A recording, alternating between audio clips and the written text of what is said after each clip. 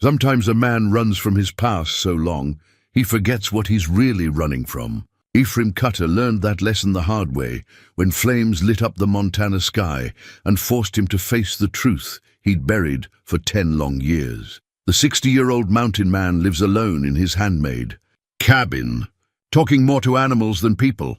When wildfire tears through the forest, he hears what sounds like a child crying for help. Racing through the smoke, he finds a dog beside a burned doll, a doll that belonged to a girl who vanished near his land 10 years ago. That disappearance made everyone in town suspect the lonely mountain man. But what really happened to that little girl all those years ago? Before we jump back in, tell us where you're tuning in from, and if this story touches you, make sure you're subscribed, because tomorrow I've saved something extra special for you. Ephraim Cutter had been building his life in reverse for the better part of 60 winters. While other folks accumulated possessions, relationships, and memories they could share around a dinner table, he'd been shedding them like a snake sheds skin, deliberately, methodically, until all that remained was the essential core of a man who'd learned to trust only what his own 2 hands could craft and his own eyes could see. The cabin stood testament to that philosophy. Every log had been felled by his axe, every joint carved with his draw-knife, every stone in the foundation placed with the kind of patience that comes from having nowhere else to be and no one waiting for your return. 22 feet by 16 feet of solid timber, chink-tight against Montana winters that could freeze a man's breath in his lungs. The roof was cedar shake he'd split himself, aged silver grey now, and seasoned by a decade of mountain storms. Inside, the space breathed with the rhythm of solitary living. A cast-iron stove dominated one corner, its pipe running straight up through the roof with no unnecessary bends. Ephraim had learned long ago that the shortest path between 2 points wasn't just geometry, it was survival. The stove could heat the entire cabin on a handful of split pine, and when the wind howled down from the high country, that efficiency meant the difference between comfort and suffering. His bed occupied the far corner, a simple frame of lodgepole pine, supporting a mattress he'd sewn from canvas and stuffed with balsam needles that released their forest scent every time he turned in his sleep. Above it hung the only photograph in the cabin, not of family or friends, but of the view from his front door, taken the day he'd finished the roof. It reminded him daily why he'd chosen this particular spot on this particular mountain. Miles from the nearest neighbor and a full day's ride from the town of Cedar Falls. The kitchen, if it could be called that, consisted of a wooden counter built against the west wall, with shelves above holding mason jars filled with dried beans, cornmeal and salt. A hand pump brought clear spring water from the well he dug that first summer, digging 8 feet down through granite-hard earth until he'd struck the vein that had been running beneath this ridge since before the first white.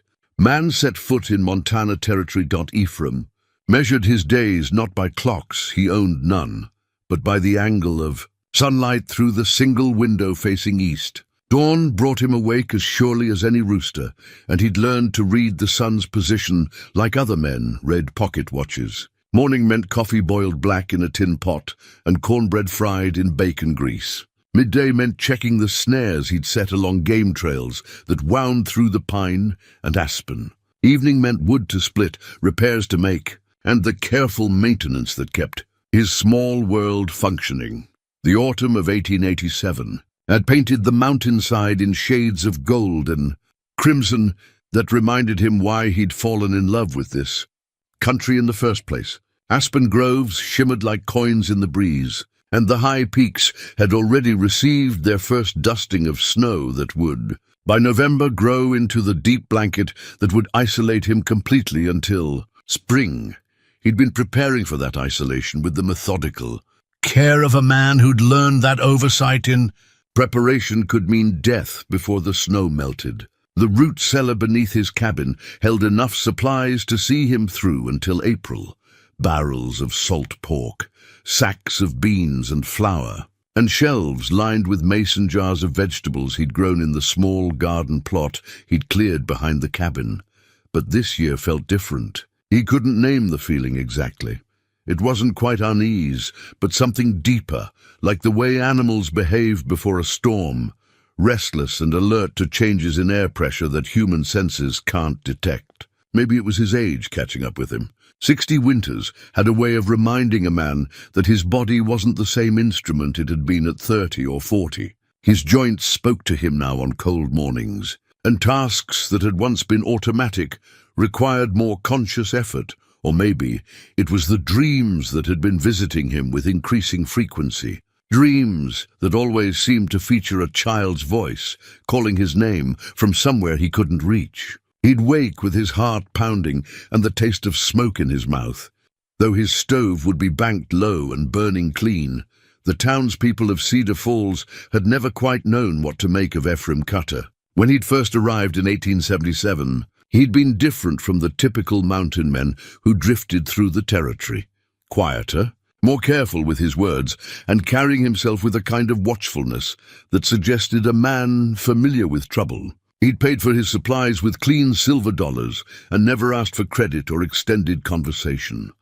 Old-timers remembered him as polite, but distant. The kind of man who'd nod respectfully to ladies and tip his hat, but wouldn't linger for small talk. He'd bought what he needed, tools, seed, basic supplies, and then disappeared into the mountains like smoke dissipating on the wind. Over the years, some folks had tried to draw him out. Martha Henley, who ran the general store, had made occasional attempts at friendly conversation, commenting on the weather or asking after his health. Ephraim would answer directly and honestly, but he never offered information beyond what was asked. And he never asked questions in return. The local pastor, Reverend Morrison, had once ridden out to the cabin to invite Ephraim to Sunday services. Ephraim had received him courteously, offered him coffee, and listened to his invitation with respectful attention. But when the Reverend finished speaking, Ephraim had simply said, "I appreciate the thought, Reverend, but I find my worship in other places." The pastor had ridden back to town with the feeling that he'd encountered a man who'd already made his peace with whatever God he served. Dr. Samuel Hayes, the town's physician, had met Ephraim only twice in 10 years. Once when the mountain man had brought in a wolf pelt to trade for laudanum, explaining that he'd taken a fall and needed something for the pain. And once when he'd quietly purchased a small bottle of carbolic acid. Both times, Dr. Hayes had been struck by Ephraim's knowledge of basic medicine and his careful, precise way of describing symptoms or needs. The sheriff, Tom Bradley, had ridden out to the cabin exactly once, in the spring of 1879, following up on a report from some cowboys who'd claimed they'd seen smoke rising from an area where no one was supposed to be living. Bradley had found Ephraim splitting wood outside his completed cabin, had accepted his explanation that he'd filed a proper claim on the land, and had ridden back to town with the assessment that Ephraim Cutter was exactly what he appeared to be, man who wanted to be left alone and wasn't bothering anybody. That assessment had held true for 8 years, until Sarah McKenna disappeared. The girl had been 7 years old, the daughter of James McKenna, who ran the livery stable in Cedar Falls. Sarah had been playing with 2 other children near the creek that ran behind the town when she'd simply vanished. One moment she'd been there, laughing and throwing stones into the water. The next moment, according to her playmates, she was gone. The search had lasted 3 weeks. Every able-bodied man in the territory had joined the effort, combing through miles of forest, checking every cave and ravine, following every game trail that might have tempted a curious child. They'd found nothing, no tracks, no torn clothing, no sign that Sarah McKenna had ever existed beyond the memories of those who'd loved her. In the absence of evidence, suspicion had gradually focused on the one person in the territory who lived alone, who kept to himself, who had no wife or family to vouch for his character. The whispers had started quietly. Why had no one ever seen Ephraim Cutter in the company of decent folks? What did anyone really know about his past? Why would a man choose to live so far from civilization unless he had something to hide? The whispers had grown louder when someone remembered that Ephraim's cabin lay roughly in the direction Sarah had been facing when she'd last been seen by the creek. The fact that roughly in the direction meant a hard day's walk through difficult country for a grown man, and would have been impossible for a 7-year-old girl, seemed less important than the uncomfortable fact that everyone needed someone to blame. Ephraim had learned about the suspicion gradually, through subtle changes in the way people treated him during his infrequent trips to town. Conversations would stop when he entered the general store. Eyes would follow him as he conducted his business. Children would be quietly called to their mothers' sides when he passed. He'd never addressed the suspicion directly. When Sheriff Bradley had ridden out to ask if he'd seen or heard anything unusual around the time of Sarah's disappearance, Ephraim had answered honestly that he hadn't. When the sheriff had asked if he minded if a few men searched his property, Ephraim had stepped aside and let them look wherever they wanted.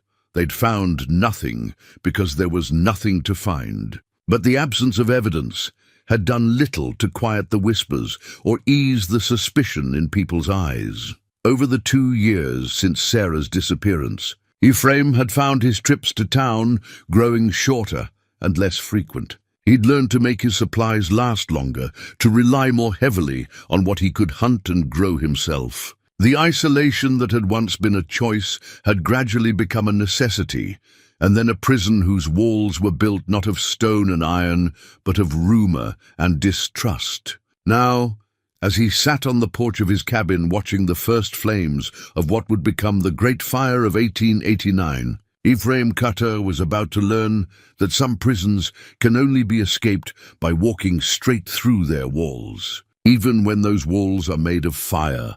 The smell reached Ephraim before the sight did, that particular acrid bite of burning pine resin mixed with something else, something that made his chest tighten with recognition he didn't want to acknowledge. He'd been splitting kindling behind his cabin when the wind shifted, carrying with it the scent that every man who'd lived through war knew instinctively, the smell of things that weren't meant to burn. He straightened slowly, his axe still gripped in weathered hands, and turned his face toward the western slope, where a thin column of smoke was rising above the tree line, like a grey finger pointing accusations at the sky. Forest fires were common enough in late autumn when the dry season had turned every fallen branch into tinder. But something about this smoke felt different, too dark, too thick, carrying undertones that spoke of structures and belongings rather than just timber and brush. Setting down his axe, Ephraim walked to the front of his cabin and climbed onto the small porch he'd built to face the sunrise each morning. From there, he could see across the valley to where the smoke was thickening, no longer a single column, but spreading into a grey wall that seemed to be moving with purpose through the forest. The wind was picking up, and that was trouble. October winds in Montana could turn a small fire into an inferno that would consume everything in its path. He'd seen it happen before, had fought such fires with other men in other places, and knew that the time for watching was already past.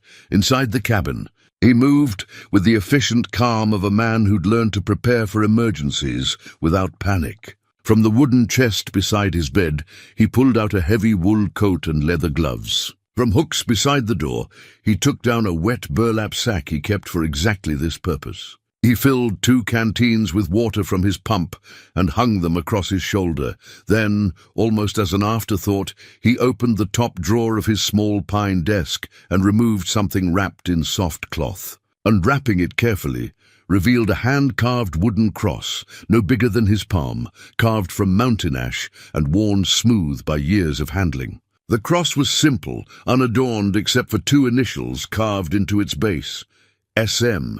He'd carved it 2 years ago, in the long nights after Sarah McKenna's disappearance, when sleep had become elusive and his hands had needed something to occupy them. He'd never intended it as memorial or prayer. Ephraim wasn't sure he believed in prayers anymore, but somehow the act of shaping something beautiful from raw wood had helped quiet the voices in his head that whispered accusations he couldn't answer. Now he tucked the cross into his coat pocket.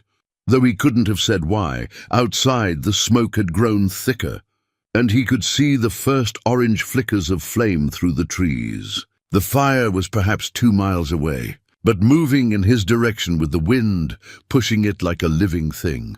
That had caught the scent of prey. Ephraim had started down the slope toward the fire. When he heard it, a sound that stopped him cold and sent ice water through his veins, despite the growing heat in the air. It was thin and desperate, rising above the crackle of burning timber, the cry of someone in mortal terror, a child's cry. For a moment, he stood frozen between rationality and instinct. Rationality told him that no child could be out here miles from the nearest settlement in the path of a spreading wildfire. Rationality reminded him that he'd heard phantom voices before, especially in moments of stress or exhaustion. Rationality warned him that rushing toward a forest fire was exactly the kind of decision that got men killed. But instinct was older and stronger than rationality, and the sound came again, definitely human, definitely young, definitely in desperate need of help.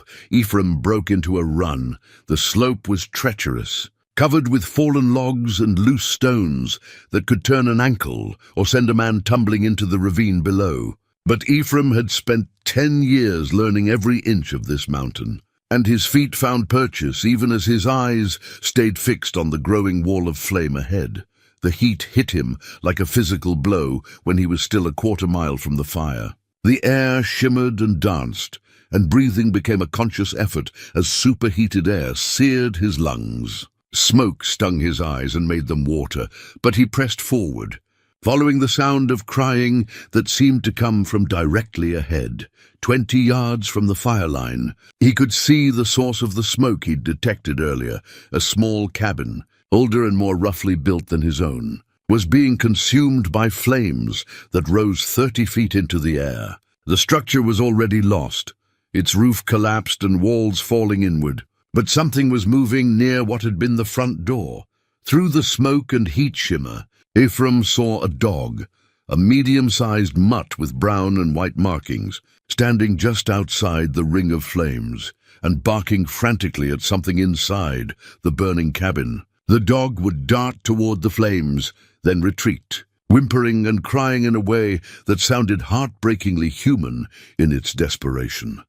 As Ephraim got closer, he could see what had captured the dog's attention. In the doorway of the burning cabin, just visible through the collapsed roof beams, was a child's doll. The doll was partially burned, its dress charred and one arm missing. But it was clearly what the dog was trying to reach. The crying sound he'd heard hadn't been human at all. It had been the dog's desperate attempts to rescue something it perceived as precious. But as Ephraim approached, something about the doll made him stop and look more carefully.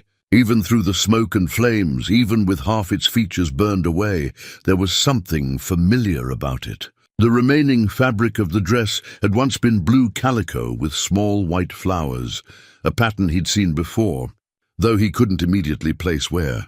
The dog noticed him then and came running, its tail wagging frantically despite its obvious distress. It ran back toward the burning cabin, barked once at the doll, then returned to Ephraim, as if trying to communicate the urgency of the situation. "Easy, boy," Ephraim said, kneeling to let the dog approach. "Easy there." The dog was uninjured but exhausted, its fur singed in places and its paws blackened with soot. Around its neck was a leather collar, old and worn, with something that looked like metal tags hanging from it. Ephraim gently turned the tags over in his fingers and felt his blood turn cold. Etched into the metal was a name, Patches, and below that, in smaller letters, property of S. McKenna. Cedar Falls, Sarah McKenna, the little girl who'd disappeared 2 years ago, whose vanishing had made Ephraim the subject of whispered suspicions and careful avoidance. This was her dog, the pet that had disappeared with her and had never been found despite the intensive search that had covered hundreds of square miles. Ephraim looked back at the burning cabin, then at the doll the dog had been trying to save. The blue calico dress, now that he could see it more clearly, was exactly the same pattern Sarah had been wearing. The day she disappeared, he remembered it from the description that had been circulated to every searcher. The cabin was clearly abandoned and had been for some time, judging by the state of the roof and walls, even before the fire. But someone had been here recently. The dog was too well fed to have been surviving on its own for long, and there were signs around the cabin's perimeter of recent human activity. As the flames grew higher and the heat became unbearable, Ephraim made a decision that would change everything. He scooped up the dog and began backing away from the fire. But not before he noticed something else that made his chest tighten with possibilities he didn't want to consider. On the ground near the cabin, partially hidden by fallen leaves but clearly visible once you knew what to look for, was a small wooden cross identical to the one in his pocket. Same size, same wood, same simple carving, except this one bore different initials. E.C. Ephraim Cutter. Someone had been living in this cabin. Someone who knew about Sarah McKenna, who had her dog and her doll, and who had carved a wooden cross bearing Ephraim's own initials. As he carried the dog away from the consuming flames, Ephraim realized that everything he thought he knew about Sarah McKenna's disappearance was about to change. The question was whether he was ready for the truth. Whatever that truth might be, the dog, Patches, according to the worn collar tags, trembled against Ephraim's chest as they climbed back toward his cabin, the smell of smoke and ash heavy in their clothes and lungs. Every few steps, the animal would lift its head and look back toward the burning ruins, whimpering softly as if grieving for something lost in those flames that went beyond a simple doll. Ephraim understood that kind of grief. He'd carried his own version of it for longer than he cared to remember, that weight of things left unsaid and chances that would never come again. But understanding grief and knowing what to do with it were two different matters entirely, and right now he had more pressing concerns than the ache in an old man's chest. Once inside his cabin, he set Patches down gently and watched as the dog immediately began exploring with the focused intensity of an animal trying to make sense of an unfamiliar place. The dog moved methodically from corner to corner, sniffing at chair legs and door frames, pausing to investigate the scents that accumulate in any space where a person lives alone. Ephraim filled a shallow pan with water from his pump and set it on the floor. Patches approached cautiously, then drank deeply, his pink tongue lapping steadily at the clean mountain water. When the dog finished drinking, he sat back on his haunches and looked up at Ephraim with brown eyes that seemed older than any dog's eyes had a right to be. "Well, boy," Ephraim said quietly, settling into his wooden chair. "Looks like we've got ourselves a situation." From his coat pocket, he withdrew the wooden cross he'd carved 2 years ago, Sarah's cross, and set it on the table beside the identical cross he'd retrieved from near the burning cabin. The two pieces sat side by side like questions, waiting for answers that might never come. The cross bearing his own initials troubled him more than he wanted to admit. Someone had studied his carving style closely enough to reproduce it almost perfectly. Someone had taken the time to learn the specific techniques he used, the way he beveled the edges, the pattern of small knife marks he left along the arms, even the type of mountain ash he preferred. But more than that, someone had known about his private ritual of carving the cross for Sarah McKenna. That was something he'd never told another living soul. Something he'd done in the solitude of his cabin during long winter nights, when sleep wouldn't come and his hands needed occupation. He rose and went to his desk, pulling out the bottom drawer completely to reveal a small hidden compartment he'd built into the back. Inside were 3 more wooden crosses, each bearing different initials: MC for his brother Marcus, who died at Gettysburg; EH for Elizabeth Harper, the woman he'd planned to marry before the war changed everything; and JT for Lieutenant James Turner, who died in Ephraim's arms during the retreat from Richmond. He'd never spoken of these crosses to anyone, never even acknowledged their existence outside the privacy of his own thoughts. They were his way of carrying the dead, his method of keeping faith with people who'd mattered when the world had been a different place, and he'd been a different man. The fact that someone knew about this private practice meant they'd been watching him far more closely than he'd realized. It meant his isolation hadn't been as complete as he'd believed, and that thought sent a chill through him that had nothing to do with the cooling autumn air. Patches had curled up near the stove, But his ears remained alert, swiveling toward every small sound from outside. The dog's nervous energy was infectious, and Ephraim found himself listening more intently than usual to the normal sounds of evening settling over the mountain. The whisper of wind through pine boughs, the distant call of an owl, the soft settling of cooling wood in the cabin's walls. But underneath those familiar sounds was something new. The distant crackle of the continuing fire, and carried on the wind, voices. Human voices, still far away but moving in his direction. He went to the window and peered through the growing dusk toward the valley below. Pinpoints of light flickered through the trees, lanterns or torches carried by people moving up the mountain paths. A search party, most likely, coming to investigate the fire and perhaps to offer assistance to anyone who might have been affected. Under normal circumstances, Ephraim would have welcomed the help. Forest fires were dangerous enough that any reasonable man would appreciate additional hands and eyes. But these weren't normal circumstances, and the discovery of Sarah McKenna's dog and belongings complicated everything in ways he was only beginning to understand. He had perhaps an hour before the search party reached his cabin, maybe less if they were moving faster than the lights suggested. An hour to decide what he was going to tell them about Patches, about the burned cabin, about the crosses that connected him to a mystery he'd never wanted any part of. The smart thing would be to turn the dog over to the searchers immediately, to explain about the burning cabin and let them draw their own conclusions about what it might mean. That would get the animal back to people who could properly care for him and might provide answers about what had happened to Sarah McKenna 2 years ago. But something held him back from that simple solution. Maybe it was the way Patches had looked at him when they'd first met, with a recognition that seemed to go beyond the normal wariness of a strange dog meeting a strange man. Maybe it was the careful way someone had reproduced his carving style on that second cross, suggesting a level of attention and planning that made his skin crawl. Or maybe it was simpler than that. Maybe it was the growing certainty that turning over the dog would mean answering questions he wasn't prepared to answer, facing suspicions that had already nearly destroyed his peace once before. As the voices grew closer, Ephraim made a decision that surprised him with its immediacy and certainty.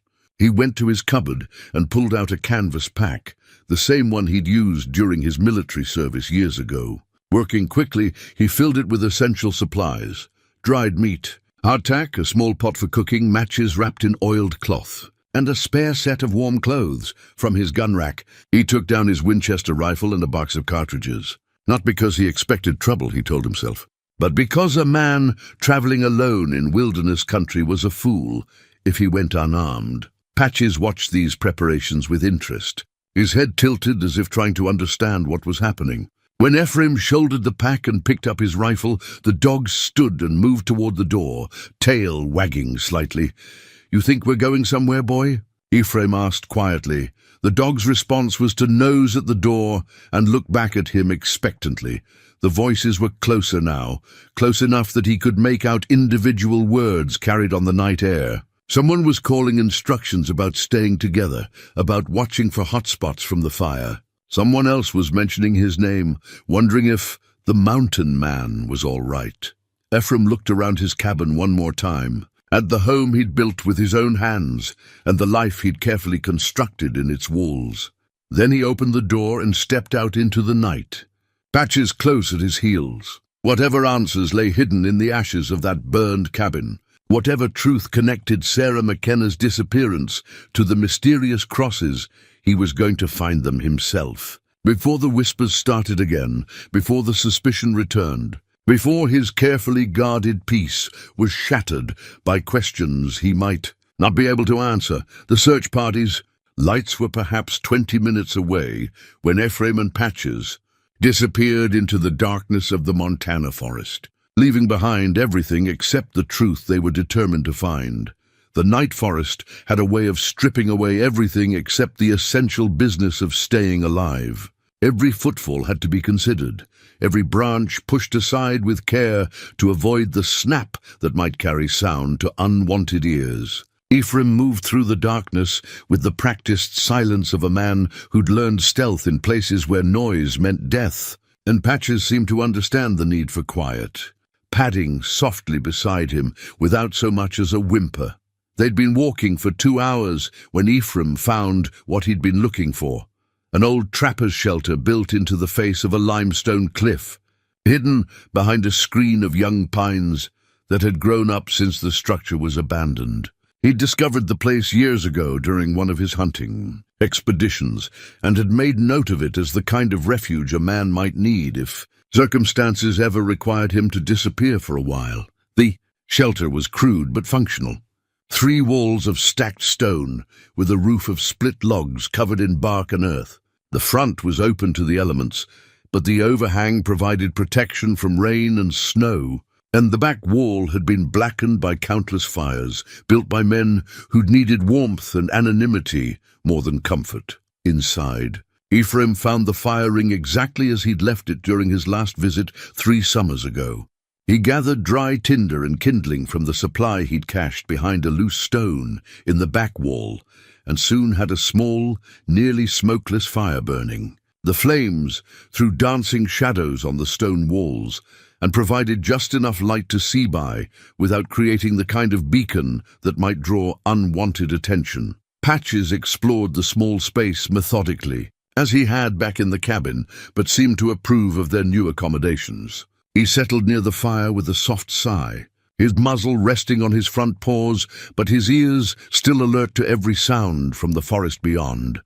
Ephraim sat on a flat stone that served as a crude chair and pulled out the 2 wooden crosses, setting them side by side in the firelight. In the flickering orange glow, the differences between them became even more apparent. His own carving showed the slight irregularities that came from working by lamplight during long winter evenings. The mysterious duplicate was too perfect, too precise, as if it had been carved by someone working from detailed drawings rather than from memory or inspiration. From his pack, he withdrew a leather-bound journal he'd been keeping sporadically for the past decade. Not a diary exactly, but a record of observations about weather patterns, animal behavior, and the subtle changes that marked the passage of seasons in the high country. He'd started it as a practical matter, a way of tracking information that might be useful for hunting or predicting harsh weather. But over the years, it had become something more personal.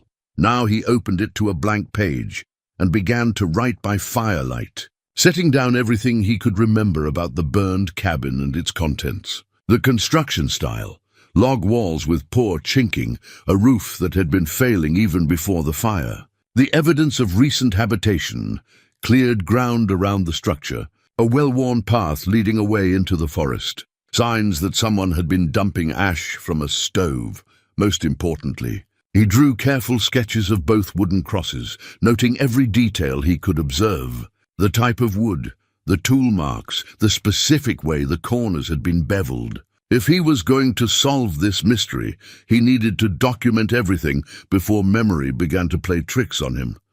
As he worked, Patches suddenly lifted his head and stared toward the mouth of the shelter. His ears were pricked forward and his body tense, but he made no sound. Ephraim set down his journal and listened carefully to the night sounds beyond their small circle of firelight. At first, he heard nothing unusual, just the whisper of wind through pine needles and the distant call of a night bird. But then, carried on the breeze, came the sound of voices. Still far away, but definitely human, and definitely moving in their direction. Ephraim quickly smothered the fire, scattering the burning twigs and covering them with dirt until no trace of flame remained. In the sudden darkness, he and Patches sat perfectly still, listening to the voices grow gradually closer. "Should check every shelter and cave in the area," someone was saying. A man's voice, unfamiliar to Ephraim but carrying the authority of someone used to giving orders. "Waste of time if you ask me," came a second voice, younger and less patient. "Old mountain man probably just headed deeper into the backcountry. Could be 50 miles from here by now. Maybe, but Sheriff Bradley wants every possibility checked. McKenna's beside himself about the dog, and if there's even a chance the animal might lead us to answers about what happened to his daughter. The voices faded as the speakers moved past the hidden entrance to the shelter. But Ephraim had heard enough to understand the situation. James McKenna, Sarah's father, was part of the search party. The man was still looking for his daughter after 2 years, still hoping that some trace of her might be found.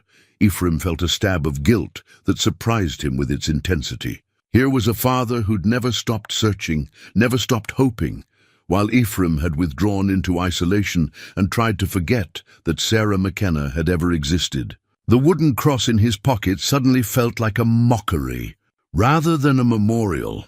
What right did he have to grieve privately for a child he'd barely known when her own father was still out in the night looking for answers? When the voices had faded completely into the distance, Ephraim carefully rebuilt his fire, keeping it even smaller than before. By its dim light he returned to his journal, but now his writing had a different purpose. Instead of simply recording observations, he began to piece together a timeline of everything he knew about Sarah McKenna's disappearance. The facts were simple enough. A 7-year-old girl had vanished while playing by the creek behind Cedar Falls on a September afternoon in 1887. She'd been with 2 other children, but they'd been distracted by their play and hadn't noticed exactly when she'd disappeared.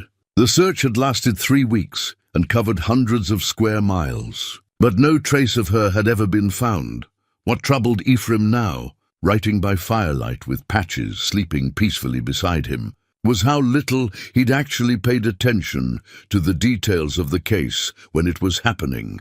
He'd been so focused on avoiding suspicion, so careful to stay out of the way of the search parties, that he'd never really considered what might actually have happened to the child. Now, with her dog sleeping at his feet and her burned doll fresh in his memory, those details seemed crucial. Someone had been living in that cabin with Sarah's belongings. Someone who knew enough about Ephraim's private habits to reproduce his carving style. Someone who had deliberately left clues pointing in his direction. The question that kept him awake long into the night was whether that someone was Sarah McKenna herself, or whether it was the person who'd taken her away. Dawn came grey and cold, with the kind of mountain mist that turned familiar landmarks into ghostly suggestions of themselves. Ephraim woke to find Patches already alert, sitting at the mouth of the shelter with his ears pricked toward some sound or scent that human senses couldn't detect. The dog's stillness had an intensity that made Ephraim reach instinctively for his rifle before he was fully conscious. The forest was quiet in the way that meant something was wrong. No birdsong, no rustle of small animals moving through the underbrush, no ordinary sounds of a wilderness waking up. Just silence, heavy and waiting, like the moment before thunder follows lightning. Ephraim gathered his gear quickly and silently, stuffing his journal and the wooden crosses into his pack while keeping his rifle close at hand. Whatever Patches was sensing, they needed to be ready to move. The shelter had served its purpose, but lingering too long in any one place was a luxury they couldn't afford. As they prepared to leave, Patches suddenly trotted to the back corner of the shelter and began pawing at something half buried under fallen leaves and debris. Ephraim followed and saw what had caught the dog's attention, a small piece of blue fabric, faded and dirty, but unmistakably the same calico pattern as the burned doll's dress. The fabric was wrapped around something hard and rectangular. Ephraim carefully unwrapped it to reveal a child's slate board, the kind used in one-room schoolhouses across the territory. Most of the writing had been erased or weathered away, but he could still make out faint chalk marks forming letters, S-A-R-A-H, written in a child's careful script across the top, and below that, repeated several times as if in practice, "I am safe." The slate board hit Ephraim like a physical blow. This wasn't just another clue pointing to Sarah McKenna. This was evidence that she'd been alive at least long enough to write these words. The handwriting was shaky but determined, the letters formed with the concentration of a child trying to communicate something important. But when had she written it? The slate was weathered, suggesting it had been exposed to the elements for some time, but not so badly damaged that it couldn't have been placed here recently. And why here, in this particular shelter that Ephraim had discovered by chance years ago? Unless it wasn't chance at all. The thought came to him gradually, like cold water seeping through wool. What if someone had been watching him for years, learning his habits, mapping his movements? What if they'd known about this shelter because they'd followed him here before? He looked around the small space with new eyes, searching for other signs that someone else had been here. In the back wall, behind where the slate had been hidden, he found what he was looking for, fresh scratches in the stone, the kind that came from someone repeatedly moving a loose rock to access a hiding place. And when he worked the rock free, he discovered a small cavity that contained more items wrapped in oiled cloth, a child's hair ribbon, blue silk that matched the dress fabric, a small wooden toy horse, crudely carved but painted with care. A folded piece of paper that, when opened, revealed a map drawn in the same childish handwriting as the slate. The map showed the area around Cedar Falls with surprising accuracy for a child's work. The creek where Sarah had disappeared was clearly marked, as was the town itself. But most interesting was a dotted line that led from the creek into the mountains, ending at a small square marked Safe Place with an arrow pointing north. Ephraim studied the map carefully, comparing it to his own knowledge of the terrain. The route marked on the paper would be difficult, but not impossible for someone who knew the country well. It avoided the main trails and kept to areas where a person could move without being easily spotted. The Safe Place appeared to be located somewhere near the abandoned mining claims that dotted the high country north of his cabin. But what troubled him most was how accurate the map was. The creek bends were precisely drawn, the elevation changes correctly indicated, the major landmarks all properly positioned. This wasn't the work of a 7-year-old child lost in the wilderness. This was the product of someone who knew the country intimately and had taken considerable time to create an accurate representation. Patches had been watching him examine the items with an intensity that seemed almost human in its focus. Now the dog moved to the mouth of the shelter and looked back at him expectantly, as if waiting for a decision about which direction to go. "You know something about all this, don't you, boy?" Ephraim said quietly. "You know where she is." The dog's response was to nose at the map in Ephraim's hands, then trot a few steps toward the north, the same direction indicated by the arrow on the child's drawing. Ephraim made his decision. Folding the map carefully and tucking it into his coat pocket along with the wooden crosses, he shouldered his pack and followed Patches out into the misty morning. If Sarah McKenna was alive somewhere in the high country, if she'd somehow survived 2 years in the wilderness, then she deserved to be found by someone who would help her rather than exploit her situation. But as they climbed higher into the mountains, following game trails that seemed familiar to Patches, Ephraim couldn't shake the feeling that he was walking into a trap. The evidence was too convenient, too perfectly placed to guide him in a specific direction. Someone wanted him to find these clues, wanted him to follow this particular route into increasingly isolated country. The question was whether that someone was Sarah McKenna herself, trying to guide a rescuer to her location, or someone else entirely, someone who had been planning this confrontation for a very long time. By midday, they'd climbed above the tree line into country where the wind carried the sharp bite of early winter. Here, among the scattered boulders and hardy mountain grass, Patches suddenly stopped and began barking, not the desperate sound Ephraim had heard at the burning cabin, but sharp, excited barks that spoke of recognition. In the distance, barely visible against the grey stone of a rocky outcropping, was a thin column of smoke rising straight up in the still air. Someone was up there, someone with a fire and the confidence to let its smoke be seen.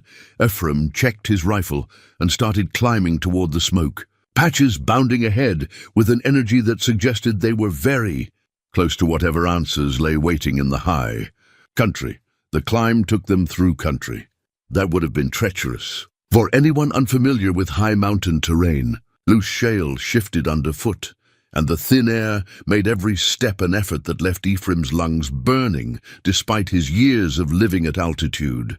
But Patches moved with the confidence of an animal following a well-known path, pausing occasionally to look back and make sure his human companion was keeping up. As they approached the source of the smoke, Ephraim could make out more details of the camp.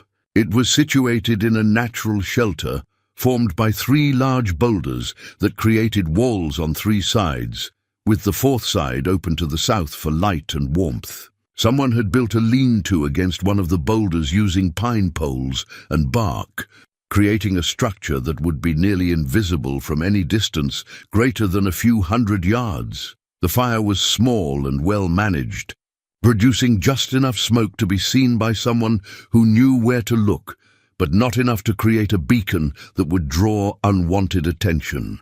Whoever was up there understood the art of staying hidden while remaining findable by the right person. 50 yards from the camp, Patches suddenly stopped and sat down, looking back at Ephraim with an expression that seemed to say, "This is as far as I go. The rest is up to you." Ephraim approached the final distance alone, his rifle held ready but not threatening, his eyes scanning the camp for any sign of movement. The fire was definitely tended. He could see fresh wood stacked nearby and the kind of organized arrangement that spoke of someone who'd been living here for some time rather than just passing through. "Hello," he called softly. "I'm coming up to your camp. I've got your dog with me." For a long moment there was no response. Then from somewhere behind the lean-to came a voice that made Ephraim's heart stop. "I know who you are," the voice said. It was young, female, and carried the careful pronunciation of someone who'd been practicing speaking to adults. "You're Ephraim Cutter. You're the man they think took me." A girl emerged from behind the shelter, and Ephraim found himself looking at Sarah McKenna, or rather, at who Sarah McKenna had become during 2 years of living wild in the Montana mountains. She was taller than the 7-year-old who'd disappeared, her limbs showing the gangly growth of a child approaching adolescence. Her hair, once blonde and carefully braided, now hung in dark tangles past her shoulders. Her clothes were a mixture of items that looked like they'd been scavenged from various sources. Men's pants cut down to fit, a wool coat that was too large for her frame, boots that had been mended with strips of leather, but her eyes were what struck him most. They were alert and intelligent, but they held a wariness that no 9-year-old should possess, the kind of watchfulness that came from having to survive on one's own in circumstances that would have broken most adults. "Sarah," he said quietly, setting his rifle aside and sitting down on a nearby rock to make himself less imposing. "Your father's been looking for you." "I know," she replied, staying well back from him but not fleeing. "I've seen the search parties. I've watched them from hiding places in the rocks. Why didn't you call out to them? Why didn't you let them know you were alive?" Sarah's expression grew complicated, mixing fear with something that might have been shame.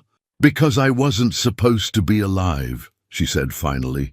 "Because someone told me that if I ever came back to town, if I ever told anyone what really happened, they'd hurt my father and my mother. They'd hurt everyone I cared about." Ephraim felt ice water in his veins. "Who told you that, Sarah?" Instead of answering directly, she reached into a leather pouch she wore at her waist and pulled out something wrapped in cloth. When she unfolded it, Ephraim saw that it was a silver locket, tarnished but still bearing the engraved initials SM on its face. "This belonged to my grandmother," Sarah said, holding the locket carefully. "My father gave it to me on my 7th birthday, just a few weeks before I disappeared. The man who took me made me wear it every day as a reminder of what I'd lost, what I could never go back to." She opened the locket to reveal a small photograph inside, a daguerreotype of a woman who looked remarkably like Sarah, with the same blonde hair and delicate features. "He told me stories about my family," Sarah continued, her voice growing stronger as she spoke. "But not the kind of stories a child should hear. He told me about all the ways people could be hurt, all the things that could happen to them if someone wanted to cause pain. He made me understand that staying hidden was the only way to keep everyone safe." "Sarah," Ephraim said gently, "who was this man?" What did he look like? Her answer made his blood run cold. He looked like you, she said simply. He was tall and had grey in his beard and spoke quietly, like you do. He wore clothes like yours and carried himself like a man who'd spent time in the mountains. That's why he chose you to blame, Mr. Cutter, because he knew that if people were looking for someone who could have taken me and kept me hidden in the wilderness, they'd naturally think of the mountain man who lived alone and didn't talk to anyone.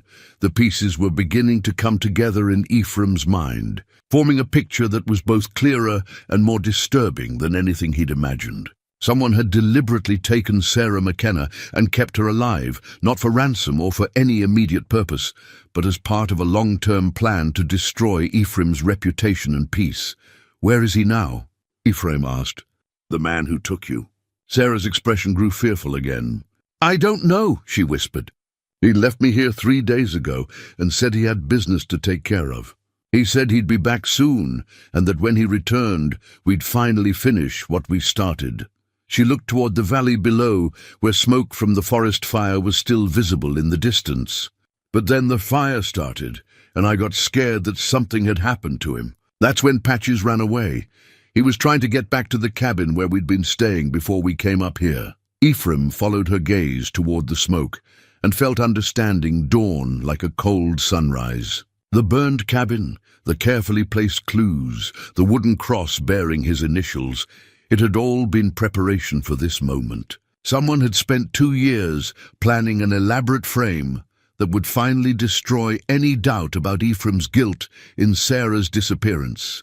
And now that person was somewhere down in the valley, probably watching the search parties, probably waiting to see if Ephraim would take the bait and lead everyone straight to Sarah's hiding place. The trap wasn't just closing, it was already sprung. The only question now was whether Ephraim could find a way to get Sarah to safety before her. Captor returned to finish whatever plan he'd been nurturing for 2 long years. The sound reached them before the sight did. Horses, moving through the rocky terrain below, their hooves striking stone with the deliberate rhythm of animals being ridden rather than running wild. Ephraim and Sarah both froze, listening to the approaching riders with the shared understanding that discovery might mean death for both of them. How many men know about this place? Ephraim whispered, but Sarah was already shaking her head. Nobody knows about this camp, she said, her voice tight with fear. He chose it because you can't see it from any of the main trails, and the only way up here is through country too rough for most people to bother with.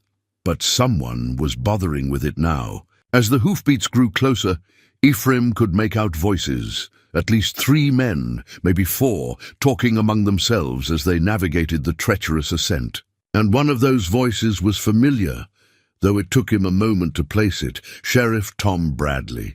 Sarah, Ephraim said quietly, I need you to listen to me very carefully. I think someone led the sheriff's party up here deliberately. Someone who wanted them to find us together. Her eyes widened as she understood the implication. If the searchers found Ephraim alone with Sarah in a remote mountain camp, it would confirm every suspicion that had ever been whispered about him. No one would believe that he'd come here to rescue her. The evidence would all point to a guilty man finally caught with his victim. We have to run, Sarah whispered. But Ephraim was already shaking his head. There's nowhere to run to, child. They're coming up the only path that leads away from here, and this country's too open for us to hide. He looked at her seriously. Besides, running would only make me look more guilty than I already do. The voices were close enough now that they could make out individual words. Sheriff Bradley was talking to someone about following tracks, about signs that someone had been living rough in the high country. Another voice, one that Ephraim recognized as belonging to James McKenna, Sarah's father, was saying something about not getting their hopes up, about how many false leads they'd followed over the past 2 years.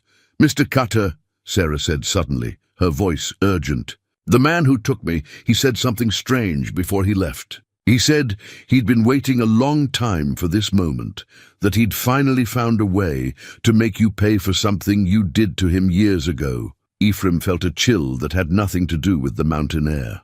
Did he tell you what I was supposed to have done? "He said you killed his brother," Sarah replied. "During the war. He said his brother died because you gave an order that sent him into an ambush, and that he spent years tracking you down to get his revenge." The pieces clicked into place with a clarity that was almost painful. Someone who blamed him for a death during the war. Someone who'd taken the time to learn his habits and plan an elaborate revenge. Someone who'd been patient enough to wait years for the perfect opportunity to destroy not just Ephraim's life, but his reputation and any chance of peace he might have found. The problem was that Ephraim had given many orders during the war, had sent many men into situations where some lived and some died. Without more information, he had no way of knowing which brother, which battle, which of the countless small tragedies that accumulated during 4 years of fighting had created this particular enemy. The hoofbeats stopped perhaps 50 yards below their position. Ephraim could hear the men dismounting, could hear Sheriff Bradley giving quiet instructions about spreading out and searching carefully. They'd be at the camp within minutes. "Sarah," he said quietly, "when they get here, I want you to run straight to your father. Don't stop, don't look back. Just get to him as fast as you can. Whatever happens after that, whatever they think about me, the important thing is that you're safe and back with your family." But Sarah was shaking her head, her young face set with a determination that reminded him painfully of her father. "That's not right, Mr. Cutter. You came up here to help me, and I'm not going to let them think you're the one who hurt me." Before Ephraim could stop her, Sarah stood up and walked to the edge of their small camp, where she could be seen by the approaching searchers. "Papa!" she called out in a voice that carried clearly across the rocky terrain. "Papa, I'm up here! I'm safe!" The effect was immediate and electric. James McKenna's voice rose in a shout that echoed off the surrounding peaks. "Sarah! Sarah!"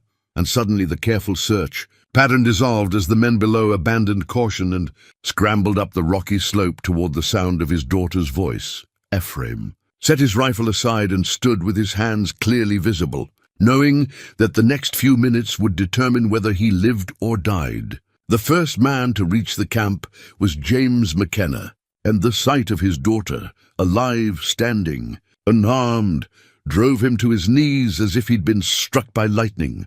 "Sarah," he gasped, reaching for her with shaking hands. "Oh, sweet Lord, Sarah, we thought you were dead." She ran to him then, this child who'd survived 2 years of captivity and isolation, and let herself be a little girl again in her father's arms.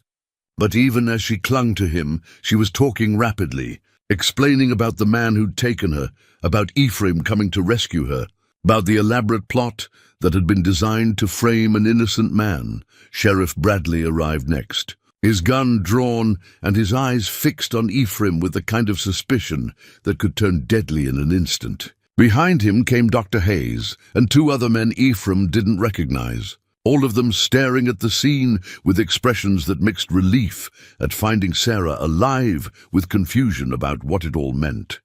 "Step away from the girl." "Oh, Cutter," Bradley said quietly, his revolver trained on Ephraim's chest. "Sheriff," Ephraim said calmly, "I think you need to listen to what Sarah has to say before you make any decisions about what happened here." But even as Sarah tried to explain, even as she told them about her captor and the plan to frame Ephraim, the sheriff's expression remained skeptical. 2 years of believing one story made it difficult to accept another, especially when that story seemed to exonerate the primary suspect.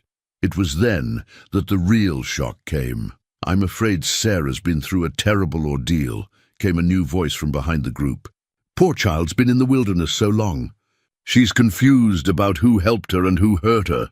Everyone turned to see the newcomer climbing up to join them, a tall man with graying hair and mountain clothes, carrying himself with the easy confidence of someone familiar with rough country. Ephraim had never seen him before, but there was something about his face, something about the way he moved, that seemed familiar. "Dr. Morrison," Sheriff Bradley said with obvious relief. "Thank God you were able to follow our trail up here. The child's been saying some strange things." Dr. Morrison, not the town's physician, Dr. Hayes, but someone else entirely. Someone the sheriff clearly knew and trusted. Someone who'd apparently been following the search party.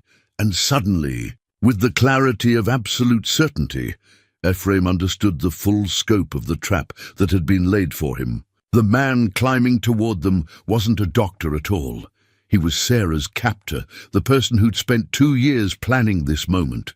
He'd followed the search party up the mountain, timing his arrival perfectly to witness Ephraim's apparent guilt and to ensure that Sarah's testimony would be dismissed as the confused ramblings of a traumatized child. "Sarah," the man said gently, approaching her with the kind of professional manner that immediately put the other adults at ease. "You're safe now. No one's going to hurt you anymore." But Sarah took one look at him and screamed. Sarah's scream cut through the mountain air like broken glass, high and desperate and filled with a terror that froze every man present. She scrambled backward away from the approaching figure, clinging to her father with a desperation that spoke of horrors no child should have endured. "That's him," she cried, her voice breaking with panic. "That's the man who took me. Papa, don't let him near me." The effect on the group was immediate but confused. James McKenna instinctively pulled his daughter closer, his face a mask of bewilderment as he looked between Sarah and the man she was accusing. Sheriff Bradley's gun wavered, uncertain now which direction to point it, while Dr. Hayes stepped forward with the professional concern of a physician seeing a child in distress. "Now, Sarah," the man said in that same gentle, reasonable tone, "you're confused, sweetheart. I'm Dr. Morrison. I've been helping search for you all this time. You're safe now." But his words only made Sarah's panic worse. She buried her face against her father's shoulder, shaking with sobs that seemed to come from the deepest places of fear and trauma. Ephraim watched the scene unfold with the terrible clarity of understanding. This man, whoever he really was, had planned for this moment with meticulous care. He'd established himself in the community, gained the trust of the sheriff and other local authorities, positioned himself perfectly to discredit anything Sarah might say when she was finally found. "Sheriff," Ephraim said quietly, "I think you need to consider the possibility that the child knows what she's talking about." Bradley's eyes snapped to him, hard and suspicious. "You're hardly in a position to be giving advice, Cutter. We found you alone with the girl in a remote camp, just like everyone always suspected, because someone wanted you to find us together," Ephraim replied. "Someone who's been planning this for a very long time." The man calling himself Dr. Morrison stepped closer to the group, his movements casual but purposeful. Ephraim noticed that he kept one hand near the coat pocket where a pistol might be concealed, and his eyes never left Sarah's face. "The poor child has been through a terrible ordeal," Morrison said, his voice carrying the authority of medical knowledge. "It's not uncommon for victims of prolonged trauma to become confused about their captors, to transfer their fear onto innocent people while protecting those who actually harmed them. It's a well-documented psychological phenomenon." The explanation was smooth, professional, and completely believable to men who had no reason to doubt the word of someone they'd accepted as a doctor. Even James McKenna seemed to be wavering, looking down at his daughter with the kind of uncertainty that comes when medical authority contradicts a child's testimony. But Ephraim had spent enough time with Sarah to recognize something the others couldn't see. Despite her terror, despite her tears, her eyes were alert and calculating. She was afraid, but she was also thinking, trying to figure out how to convince the adults of a truth they were predisposed to reject. "Papa," she said suddenly, pulling back to look directly into her father's face. "Remember the story you used to tell me about Grandmama's locket? About how she hid it from the soldiers who came to our farm?" James McKenna blinked, clearly caught off guard by the non sequitur. "Sarah, what does that have to—" "You said she hid it in the well," Sarah continued urgently.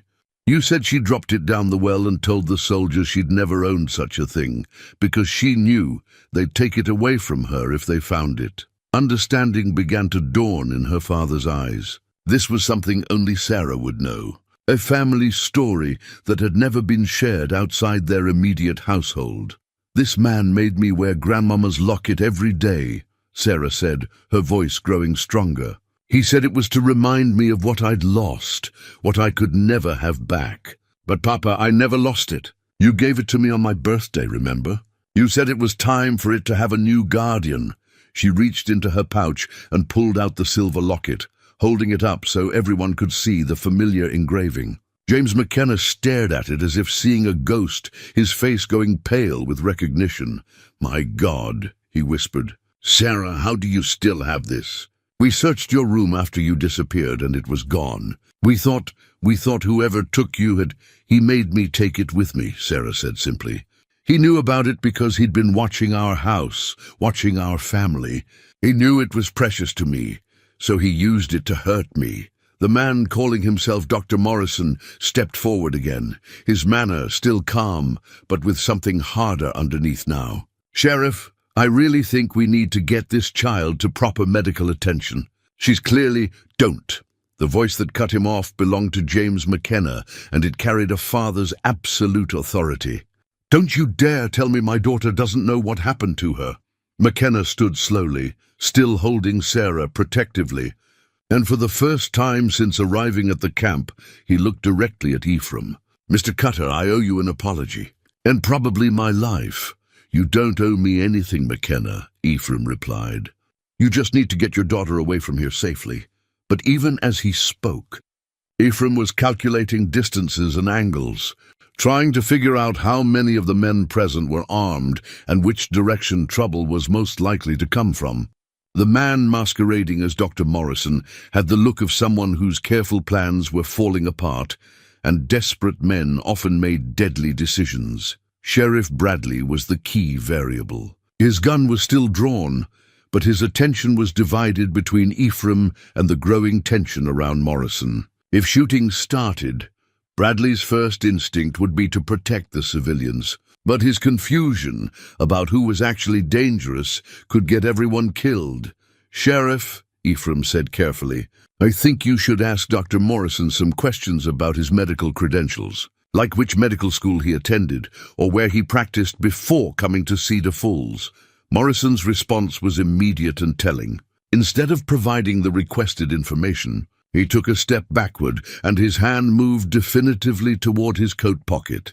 "That's enough," he said. And now his voice carried none of the gentle authority he'd been projecting. "I've waited too long and planned too carefully to let this fall apart now." The gun that appeared in his hand was a Colt .45, well-maintained and held with the confidence of someone who knew how to use it. He kept it pointed generally toward the group while his eyes fixed on Ephraim, with an intensity that spoke of years of accumulated hatred. "You really don't remember, do you?" Morrison said, his mask of professional courtesy finally dropping away. "Battle of Chancellorsville, May 2nd, 1863. You were a lieutenant then, leading a reconnaissance patrol that was supposed to scout Confederate positions south of the Rappahannock." The memory hit Ephraim like a physical blow. Chancellorsville had been a disaster for the Union forces, a battle where confusion and miscommunication had led to unnecessary casualties and tactical failures. He remembered the reconnaissance mission, remembered the orders that had seemed clear at the time, but had led his small patrol straight into a Confederate ambush. 3 men died in that ambush. Morrison continued, his voice growing colder. 3 good men who trusted your judgment and followed your orders into hell. One of them was my brother, Private Daniel Morrison. He was 19 years old, and he died calling for his mother while Confederate bullets tore him apart. "I remember," Ephraim said quietly. "I remember all of them. Daniel Morrison, Corporal Hayes, and Private Richardson. I've carried their names for 26 years. But you got to go home after the war," Morrison snarled. "You got to live and build a life and find peace in these mountains, while my brother rotted in Virginia soil. Do you have any idea what that does to a family? What it did to my mother, losing her youngest son to your incompetence?" Ephraim could see the pain behind the anger, the kind of grief that had festered and turned poisonous over decades of nurturing. This was about more than revenge.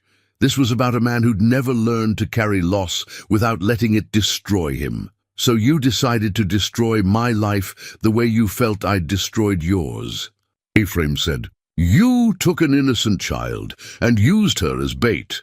I gave her a better life than she would have had in that shabby little town, Morrison replied. I taught her to read and write properly, taught her about the natural world, gave her skills she'll need to survive. And in return, she helped me give you what you deserved, the experience of being hunted, suspected. You're cut off from human fellowship. You kept a child prisoner for 2 years to satisfy a grudge, James McKenna said, his voice thick with disgust. You're sick! Morrison's gun swung toward McKenna, and Sarah screamed again. But this time, her scream was followed immediately by another sound, the deep, warning growl of a dog that had positioned himself between the threat and the people he'd decided to protect. Patches had been silent during the entire confrontation, but now he stood at the edge of the camp with his hackles raised and his teeth bared, every line of his body radiating the kind of focused aggression that comes from an animal defending its pack. And in that moment of distraction, as Morrison's attention flickered toward the dog, Ephraim made his move. Ephraim's dive toward Morrison was fueled by 26 years of guilt and the desperate need to protect an innocent child from paying any higher price for his wartime decisions. He hit the false doctor low and hard, driving his shoulder into the man's midsection just as the Colt discharged with a thunderous crack that echoed off the surrounding peaks. The bullet went wide, chipping stone from the boulder behind where James McKenna had been standing, but the impact of Ephraim's tackle sent both men tumbling across the rocky ground in a tangle of limbs and desperate violence. Morrison was younger and had the advantage of surprise, but Ephraim had lived a hard life in unforgiving country, and his body carried the kind of functional strength that came from decades of splitting wood, hauling water, and surviving Montana winters. More importantly, he was fighting to protect Sarah rather than to satisfy an old grievance, and that gave him a clarity of purpose his opponent lacked. They rolled across the uneven ground, each man trying to gain control of the gun that had tumbled from Morrison's grip when they collided. Morrison managed to get his hands around Ephraim's throat, his fingers pressing against the windpipe with murderous intent. But Ephraim drove an elbow into his ribs with enough force to break the hold and send Morrison gasping backward. Sheriff Bradley was shouting something, his own gun drawn but unable to get a clear shot with the two men grappling so close together. Dr. Hayes had moved to shield Sarah and her father, though from this distance his medical bag would be of little use if the violence escalated further. Patches was barking frantically, circling the fighting men with the frustrated energy of an animal that wanted to help but couldn't distinguish between friend and enemy in the chaos. Morrison rolled away from Ephraim and lunged for his fallen colt, his fingers just touching the grip when Ephraim's boot caught him in the side, sending him sprawling again across the rocky ground. The gun skittered away from both of them, coming to rest near the edge of the camp, where the ground dropped away into a steep, talus slope. Enough! Sheriff Bradley roared, finally finding an angle where he could intervene without risking injury to Ephraim. His revolver was trained on Morrison, who had come up in a crouch with blood running from his nose and murder in his eyes. But Morrison wasn't finished. From inside his coat, he produced a long-bladed hunting knife, the kind of weapon that could kill a man quickly and quietly. The steel gleamed in the afternoon sunlight as he advanced on Ephraim with the practiced movements of someone who'd used such tools before. I spent 2 years planning this, Morrison snarled, blood spattering from his split lip as he spoke. 2 years setting up the perfect revenge. I'm not going to let it end with you playing the hero. Ephraim backed away carefully, his eyes never leaving the knife blade. He was unarmed except for his own hunting knife, still sheathed on his belt, but drawing it would mean taking his attention away from Morrison's advance for a crucial second, possibly a fatal second. It's over, Morrison, he said quietly. Sarah's safe, everyone knows the truth, and there's a dozen men within shouting distance who'll be here any minute. You can't win this? Maybe not, Morrison replied, his voice carrying the cold certainty of a man who'd already accepted his own destruction. But I can still take you with me. I can still give Daniel the justice he deserved. He fainted left, then lunged right with the knife leading. The blade aimed at Ephraim's heart with the precision of someone who'd thought about this moment many times. Ephraim twisted away, feeling the steel part the fabric of his shirt and score a line across his ribs that immediately began to bleed. The near miss put Morrison off balance for a moment, and Ephraim used that moment to draw his own knife, a shorter blade, but one he'd carried and used for 10 years in the mountains. The steel was well maintained and familiar in his hand, an extension of his will rather than just a tool. They circled each other warily now, 2 men with blades in a circle of stone with no room for retreat. Morrison had youth and desperation on his side, but Ephraim had experience and the kind of patience that came from years of hunting animals that were stronger and faster than he was. "Sheriff Bradley," Ephraim said without taking his eyes off Morrison, "get Sarah and her father down the mountain. Get them away from here, not leaving you to face this alone." "Cutter," Bradley replied grimly. "And don't let him get near that gun," Ephraim added, nodding toward the fallen colt. "Whatever happens here, don't let him get his hands on a firearm again." Morrison smiled then, a cold expression that held no warmth or sanity. "You still think you can control this situation, don't you? You still think your orders matter, that people will do what you tell them to do?" He raised the knife higher, the blade catching the light. "Let me show you what happens when your orders fail, Lieutenant. Let me show you what Daniel saw in those last few seconds before the Confederate bullets found him." The attack came with vicious speed, Morrison's blade describing a silver arc through the mountain air as he committed everything to a single, killing strike. The knife passed so close to Ephraim's throat that he felt the wind of its passage. But his years of hunting had taught him to read an opponent's movements in the split second before they committed to an attack. He stepped inside Morrison's arc, letting the blade pass harmlessly over his shoulder while driving his own knife upward toward Morrison's exposed ribs. Morrison twisted away at the last moment, Ephraim's blade scoring across his coat, but finding only fabric and the hard muscle beneath. The 2 men broke apart again, both breathing heavily now, both marked with small cuts and the beginnings of exhaustion that comes from fighting for one's life on treacherous ground. "You can't keep this up forever." "Old man," Morrison gasped, wiping blood from a cut on his cheek. "Age is going to tell, and when it does, I'll be there." But Ephraim wasn't listening to the words anymore. He was watching Morrison's feet, his shoulders, the subtle shifts in weight that telegraphed where the next attack would come from. This wasn't about age or youth anymore. It was about who had learned better lessons about survival in hard country. Morrison came again, this time in a series of quick probing strikes designed to test Ephraim's defenses and create an opening for a fatal thrust. The blade flickered in and out like a snake's tongue, forcing Ephraim to give ground toward the edge of the cliff where the camp dropped away into empty air. Behind them, Sheriff Bradley was shouting for Morrison to surrender, but his words seemed to come from very far away. Sarah's voice joined the sheriff's, high and desperate, calling for someone to help Mr. Cutter. But help was beyond reach now. This was between 2 men and the ghosts they carried. Ephraim's heel found the edge of solid ground, and he realized with cold clarity that he had perhaps 3 feet of space left before the rocky slope would send him tumbling down the mountainside. Morrison realized it too, and his next attack came with the confidence of a man who could see victory within reach. The thrust was perfectly aimed, driven with all of Morrison's remaining strength toward Ephraim's heart.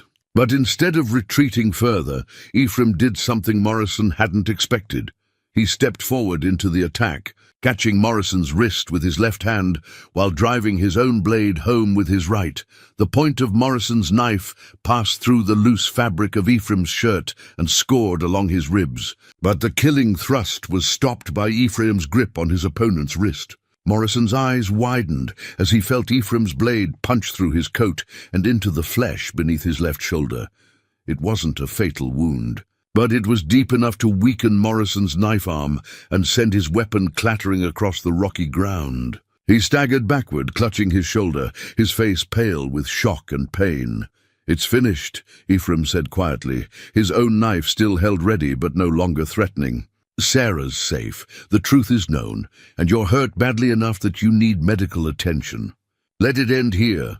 But Morrison's response was to lunge not for his fallen knife, but for his original target, the Colt .45 that lay near the edge of the camp.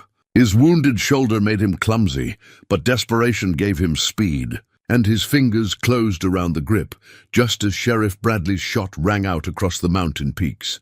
Bradley's bullet took Morrison high in the chest, spinning him around and sending him sprawling across the rocky ground. The Colt flew from his nerveless fingers, this time sliding over the edge of the cliff and disappearing into the talus below with a distant clatter. Morrison lay on his back, breathing in short, painful gasps, his eyes fixed on the sky above the mountain peaks. Blood was spreading across his shirt, and his face had the grey pallor that spoke of internal injuries beyond any help that Dr. Hayes might provide. Ephraim knelt beside him, pressing his own shirt against the wound in an attempt to slow the bleeding. But they both knew it was too late for such measures. "Daniel," Morrison whispered, his voice barely audible above the mountain wind. "I kept my promise, Danny. I made him pay." "Your brother wouldn't have wanted this," Ephraim said gently. "He was a good soldier, a decent man. He wouldn't have wanted you to destroy yourself for his sake." Morrison's laugh was bitter and filled with blood. "You don't get to tell me what my brother would have wanted." "You sent him to die. I sent him to do his duty," Ephraim replied. "The same duty I was doing, the same duty we all accepted when we put on the uniform. War is full of bad choices and tragic outcomes, but that doesn't make every death a murder." Morrison's eyes were losing focus now, but his voice carried one last spark of the hatred that had sustained him for 2 decades. "I hope you carry this guilt for the rest of your life," he whispered. "I hope you remember that Sarah McKenna suffered for 2 years because of your failures." But his words no longer carried the power to wound. Ephraim had found something more important than his own guilt in the past few days. He'd found redemption in action, peace in protecting an innocent child rather than hiding from the consequences of old decisions. Morrison's breathing stopped, with the sun still shining on his face. His long quest for vengeance finally ended on a mountain peak, far from the Virginia battlefield where it had begun. 3 weeks after the confrontation on the mountain, Ephraim Cutter sat on the front porch of his rebuilt cabin, watching the first snow of winter drift down through the pine boughs like promises of peace to come. His hands were occupied with familiar work, carving another wooden cross, this one bearing the initials DM for Daniel Morrison, a young soldier who died at Chancellorsville and deserved better than to have his memory twisted into an engine of revenge. The cabin looked much the same as it had before he'd fled into the mountains, but small changes spoke of a life no longer lived in complete isolation. A second chair sat beside his on the porch, and inside, the shelves held supplies for more than one person. The changes weren't dramatic, but they were real, reflecting decisions made in the days following Sarah's rescue and Morrison's death. The sound of approaching horses interrupted his carving. James McKenna rode up the slope, leading 2 pack horses loaded with supplies, just as he had every few days since bringing his daughter down from the high country. Behind him rode Sarah herself, bundled in a heavy coat against the cold, but sitting her horse with the confidence of someone who'd learned to navigate difficult terrain. "Afternoon, Ephraim," McKenna called as he dismounted. The formality of Mr. Cutter had been abandoned in favor of something that approached friendship. Though both men were still learning how to navigate that territory, James, Sarah. Ephraim set down his carving and rose to help with the supplies. "How are things in town?" "Settling down," McKenna replied, though his expression suggested the settling had been more complicated than the simple words implied. "People are still talking, but the talk has changed. Pastor Morrison held a proper funeral for his brother last week, and Dr. Hayes has been making sure everyone understands what really happened up there. The revelation that the man they'd known as Dr. Morrison was actually Thomas Morrison, a drifter who'd assumed a dead physician's identity, had shaken Cedar Falls more than anyone wanted to admit. For 2 years, they'd trusted their children to a man whose only medical knowledge came from books stolen from the real Dr. Morrison's abandoned practice. The town's collective guilt over their suspicions of Ephraim had been matched by their horror at how completely they'd been deceived.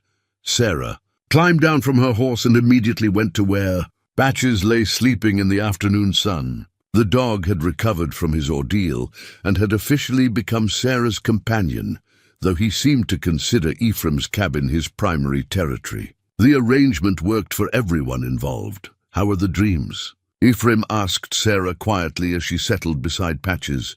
Better, she replied honestly. Dr. Hayes says they'll take time to fade completely, but they're not as frequent as they were. Dr. Hayes, the real Dr. Hayes, had been treating Sarah for the psychological effects of her captivity, and his assessment was cautiously optimistic. The girl had shown remarkable resilience, possibly because Morrison, despite his twisted motives, had never physically harmed her. His revenge had been more subtle, designed to isolate Ephraim rather than torture a child. "I've been thinking about something," Sarah said, looking up at Ephraim with the serious expression that had become familiar over the past weeks. "About the wooden cross you carved for me, the one with my initials." Ephraim nodded, remembering the cross he'd made during those long nights when sleep wouldn't come, and Sarah's disappearance had haunted his thoughts. "I'd like you to keep it," she said simply, "not as a memorial anymore, but as a reminder that sometimes the things we think we've lost can be found again." The words hit him with unexpected force. This child, who'd survived 2 years of captivity and manipulation, was offering him absolution for guilt he'd carried far too long. Not the military guilt over Daniel Morrison's death. That was something he'd learned to live with, a burden that came with the territory of making life and death decisions during wartime. But the guilt over Sarah's disappearance, the weight of undeserved suspicion and his own isolation, those burdens she was asking him to set down. "I think I'd like that," he said quietly. James McKenna had been watching this exchange with the careful attention of a father still learning to trust his daughter's judgment about people. The ordeal had changed Sarah in ways that would take years to fully understand. But it had also revealed strengths in her that her parents hadn't known existed. "There's something else we wanted to discuss," McKenna said, shifting to what was obviously the real purpose of their visit. "About your situation here." Ephraim waited, unsure what kind of proposal might be coming. "The town council met last week," McKenna continued. "They're offering you a position as a deputy sheriff if you're interested. Tom Bradley says he could use someone who knows the backcountry the way you do, especially during winter months when folks sometimes get into trouble up here." The offer surprised Ephraim more than he let show. A month ago, the people of Cedar Falls had viewed him with suspicion and distrust. Now they were offering him a position of responsibility and respect. "I appreciate the thought," he said carefully, "but I'm not sure I'm ready for that much human interaction." Sarah laughed, a sound that was becoming more frequent as she healed. "Mr. Cutter, you've had visitors almost every day since we came down from the mountain. Half the territory has been up here to hear the story firsthand and apologize for thinking badly of you." She was right, though Ephraim had been trying not to think too hard about the parade of visitors who'd made the journey to his cabin. Some had come out of curiosity, but many had come to express genuine regret for the way they'd treated him during the 2 years of suspicion. "Think about it," McKenna said. "No pressure, but the offer stands. In the meantime, we'll keep bringing supplies until you're ready to make regular trips to town yourself." As the afternoon grew later and the snow began to fall more heavily, the McKennas prepared to head back down the mountain. Sarah gave Patches a final pat and looked up at Ephraim with eyes that held wisdom beyond her years. "Thank you," she said simply, "for coming to find me, for not giving up when things looked bad. Thank you for being strong enough to survive until help could come," he replied. After they'd gone, Ephraim sat on his porch with the new wooden cross in his hands, watching the snow transform the familiar landscape into something clean and new. Somewhere in the distance, He could hear the sound of voices, other people living their lives in the territory he'd once thought of as his private refuge. The isolation that had once been his prison was becoming something different now, not a hiding place, but a chosen sanctuary that he could leave when he wanted to and return to when he needed peace. The wooden cross bearing Sarah's initials would sit on his mantle, not as a memorial to loss, but as a reminder that sometimes the things we think are endings are actually just beginnings in disguise. And sometimes, when a man runs toward the fire instead of away from it, he discovers that what he thought was his destruction was actually his salvation. Spring would come again to the Montana mountains, as it always did, bringing with it the promise of new growth from ground that had seemed barren and cold. But for now, winter was enough. Winter and peace, and the knowledge that some mysteries once solved set everyone free.